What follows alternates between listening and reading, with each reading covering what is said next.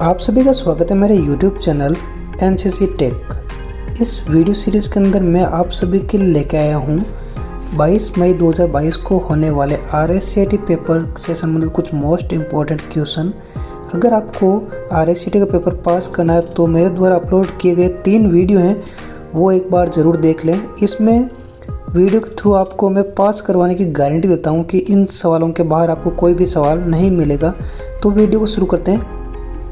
भंडारण क्षमता के बढ़ते क्रम के अनुसार सही विकल्प चुनें। तो इसका राइट आंसर होगा A, CD, RW, DVD, Blu-ray disc और हार्ड डिस्क।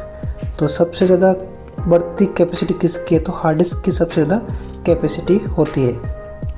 नेक्स्ट क्वेश्चन दे रखा है MS एक्सेल में यदि किसी सेल में समग्र बड़ी है और सेल में दिखाई नहीं दे रही है तो हम सभी सामग्री का सेल में दिखाई देने के लिए क्या करेंगे? तो वो है D option, wrap text option. इसके माध्यम से आप मैटर को उसी सेल की अंदर लाइन को चेंज कर सकते हो। लेकिन मेल मर्ज का उपयोग 2 या 2 से अधिक कॉलम या सेल्स को एक सेल बनाने के लिए किया जाता है। अगर पूरे मैटर को शो करवाना है तो रैप टेक्स्ट। नेक्स्ट है MS वर्ड 2010 में किस टैब में हेडर और फुटर विकल्प होता है? तो राइट आंसर है डी, इंसर्ट टैब, जिसके माध्यम से आप पेज के ऊपर को हेडिंग दे सकते हो। जैसे अभी ऊपर लिख रहा है नालंदा कंप्यूटर सेंटर, वो एक हेडर के अंदर लगा हुआ है। नेक्स्ट है तो स्टेटमेंट दे रखे हैं। स्टेटमेंट 1 MS वर्ड में वाटरमार्क विकल्प का उपयोग कर पृष्ठ की सामग्री के पीछे फीके पार्ट को सम्मिलित करने के लिए कहता है। तो स्टेटमेंट 1 राइट है। सेकंड है MS वर्ड में इंडेंट ऑप्शन का इस्तेमाल पैराग्राफ के बीच अंतराल स्पेसिंग बदलने के लिए कहता है। तो ये सेंटेंस गलत है। तो इसका राइट आंसर होगा वक्तव्य 1 स्टेटमेंट 1 सही है और वक्तव्य 2 स्टेटमेंट 2 गलत है। इसके बाद नेक्स्ट क्वेश्चन दे रखा है निम्नलिखित में से कौन सा ऑपरेटिंग सिस्टम नहीं है? तो ऑपरेटिंग सिस्टम कौन सा नहीं है? तो वह है विंडोज़ 9, विंडोज़ 7 है, विंडो 8 है और विंडो XP एक ऑपरेटिंग सिस्टम है। इसके बाद नेक्स्ट क्वेश्चन देगा क्वेश्चन नंबर 6। कंट्रोल पैनल में सिस्टम और सुरक्षा, सिस्टम एंड सिक्योरिटी सुविधा होती है। तो वह विंडोज़ फायरवॉल। विंडोज़ 10 के अंदर एक नया सिस्टम है जिसके माध्यम सिक्योरिटी और सिस्टम सुविधा उपलब्ध करवाई गई है। तो इसका राइट आंसर होगा ए। इसके बाद नेक्स्ट क्वेश्चन देगा question number 7। AFM tutorial holiday BMP पते में ए क्या दर्शाता है? तो एक ड्राइव का नाम दिखाएगा कि आपके कौन से ड्राइव के अंदर कौन सी फाइल है, कौन सा फोल्डर रखा हुआ है। तो ए ड्राइव को इंगित कर रहा है। इसके बाद नेक्स्ट क्वेश्चन है क्वेश्चन नंबर 8।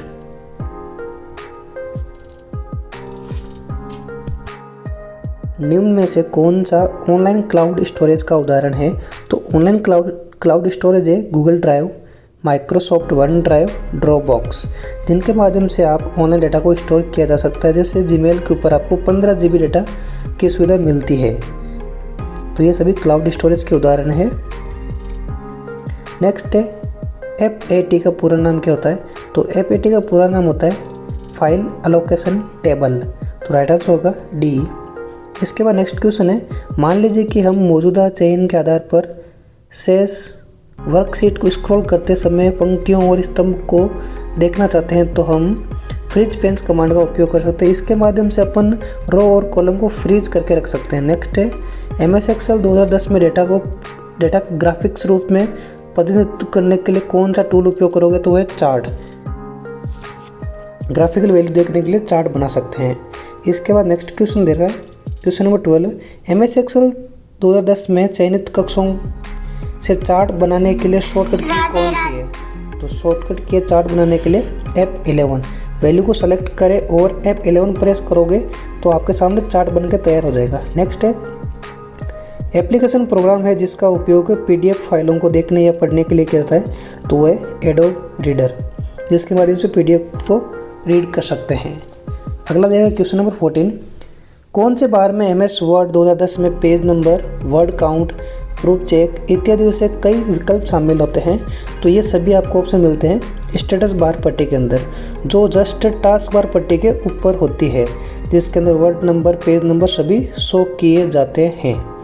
अगला देगा मेल मर्ज सुविधा उपलब्ध है। तो मेल मर्ज ऑप्शन है एमएस वर्ड के अंदर।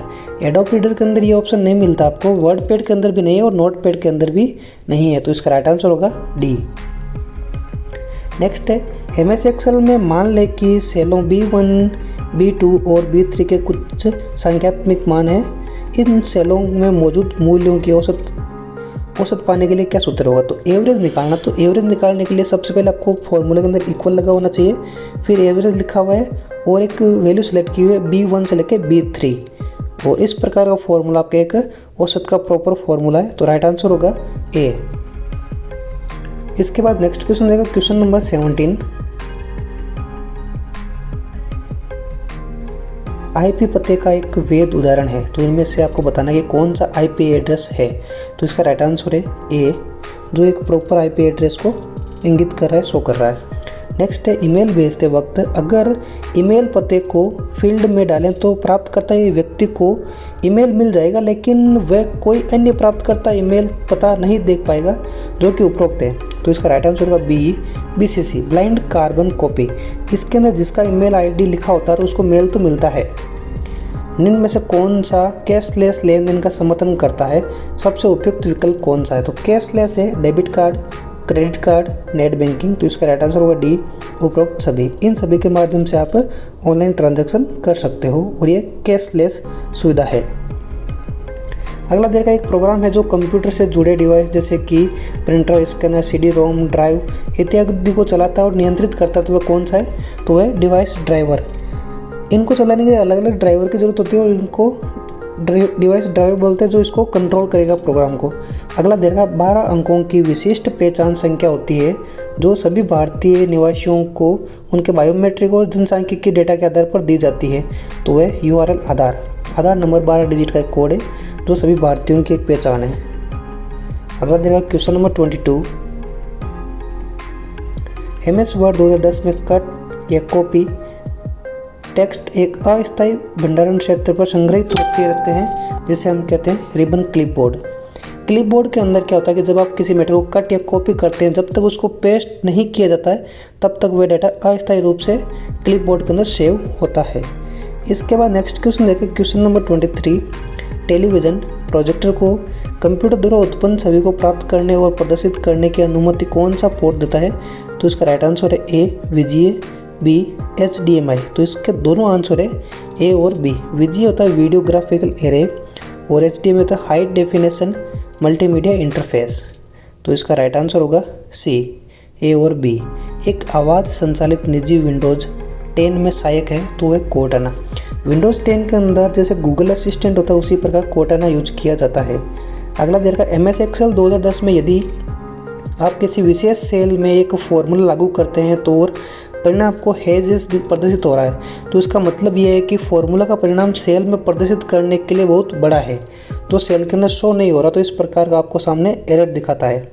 नेक्स्ट है मॉनिटर का एक उदाहरण नहीं है, तो मॉनिटर का उदाहरण होता है CRT, LED, LCD, लेकिन लेजर जेट नहीं होता है। अगला देखा MS पावरपॉइंट 2010 में स्लाइड ट्रांजिशन और एनिमेशन इफेक्ट के बीच में क्या अंतर होता है? तो इसका राइट आंसर है ए। स्लाइड ट्रांजिशन को पूरी स्लाइड पर लागू किया जाता है, जबकि एक स्लाइड पर ऑब्जेक्ट पर एनिमेशन प्रभाव लागू होते हैं। एक स्लाइड से दूसरी स्लाइड के ऊपर जाने के लिए ट्रांजिशन का यूज किया जाता है, जबकि टेक्स्ट को मूवमेंट करवाने के लिए एनिमेशन का यूज किया जाता है। नेक्स्ट है जब आप विंडोज़ 10 में एक प्रोजेक्टर को कनेक्ट करते हैं तो निम्नलिखित PC स्क्रीन के लिए कनेक्शन विकल्प कंप्यूटर स्क्रीन पर प्रोजेक्ट स्क्रीन पर विभिन्न प्रदर्शन सामग्री को प्रदर्शाता है, तो होती है डुप्लीकेट स्क्रीन। जो आपके लैपटॉप या कंप्यूटर की स्क्रीन के अंदर होता है वही आपको प्रोजेक्टर के अंदर दिखाया जाता है। इसके बाद नेक्स्ट क्वेश्चन देगा 29। कुछ बेचने और खरीदने के लिए इस्तेमाल की जाने वाली वेबसाइट किस श्रेणी में आती है? तो वो होती है ई-कॉमर्स वेबसाइट, जिसके माध्यम से आप ऑनलाइन खरीदारी कर सकते हो, माल बेच सकते हो और खरीद सकते हो, तो वो होती है ई-कॉमर्स। अगला देगा एक स्लाइड शो में स्लाइड्स चेंज होने पर डिस्प्ले के लिए स्लाइड इफेक्ट क्या कहलाता है? तो वो कहलाता है स्लाइड ट्रांजिशन। एक स्लाइड से दूसरे स्लाइड के ऊपर जाने के लिए ट्रांजिशन का यूज किया जाता है। नेक्स्ट देगा क्वेश्चन नंबर 31। MS वर्ड 2010 में बुलेट और नंबरिंग टैब होता है, तो बुलेट और नंबरिंग ऑप्शन होते हैं होम टैब के अंदर। इसके अंदर भी अपन मल्टी लेवल लिस्ट का यूज कर सकते हैं, हेडिंग के अंदर सब हेडिंग दे सकते हैं। अगला है वर्कशीट और हॉरिजॉन्टल और वर्टिकल लाइंस को क्या कहते हैं? इनको बोलते हैं ग्रिड लाइंस, जो सेल का निर्माण करते हैं। रो और कॉलम से सेल बनती है। इसके बाद नेक्स्ट क्वेश्चन देगा 33। निम्नलिखित में से कौन सा ऑप्शन ईमेल फोल्डर में नहीं होता है? तो है रिसीव मेल। राइट आंसर है बी, क्योंकि ईमेल के अंदर आपको सेंट मेल, ट्रेस और स्पैम का ऑप्शन मिल जाएगा, लेकिन रिसीव मेल का ऑप्शन नहीं होता है। अगला देखा MS पावर पॉइंट में निम्नलिखित स्लाइड शो व्यू में स्लाइड्स को आगे नहीं बढ़ाएगा। तो है एस्केप बटन। स्लाइड शो को रोकना तो एस्केप बटन के माध्यम से आप उसको रोक सकते हो। पावर पॉइंट के अंदर स्लाइड शो किया जाता है। नेक्स्ट देगा 35 लास्ट क्वेश्चन। दो प्रकार के आउटपुट डिवाइस है, तो मॉनिटर और प्रिंटर आउटपुट डिवाइस है। फ्लॉपी डिस्क और CD ऑप्टिकल डिस्क है। विंडोज़ 2000 और विंडोज़ NT ऑपरेटिंग सिस्टम में कीबोर्ड और माउस इनपुट डिवाइस है। आपको ये वीडियो कैसा लगा कमेंट बॉक्स में कमेंट करें। आप सभी को ऑल द बेस्ट। कल आपका पेपर बहुत ही अच्छा होगा, उम्मीद है। मिलते हैं नेक्स्ट वीडियो के अंदर।